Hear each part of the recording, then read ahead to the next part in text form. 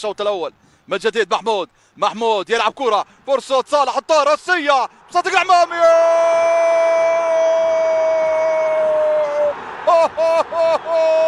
هدف ثاني، هدف ثاني الاتحاد عن طريق صالح يا صالح. كهرباء لفرشكوبا، فرصة لصالح فريق الاتحاد، عند نوفل فرصة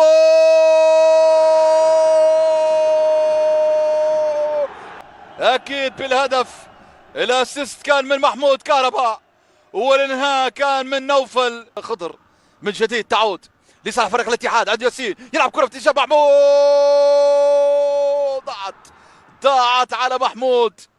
ضاعت على محمود كهرباء. هذه هي اللقطة الأخيرة. الاسيست كان من ياسين. كرة أمامية، انطلاقة عند محمود كهرباء. محمود واحد عليه واحد، النجم المصري محمود ولكن المباراة الماضية محمود كهرباء، محمود عبد المنعم عامر من جديد تعود لصالح محمود كهرباء. يوسف كارا يلعب كرة داخل منطقة الجزاء، فرصة لصالح فريق الاتحاد، فرصة للمرور أمامية. محمود كهرباء يلعب كرة في اتجاه نوفل، كرة داخل منطقة الجزاء في اتجاه محمود، ممتاز كهرباء، كرة داخل منطقة الجزاء، فرصة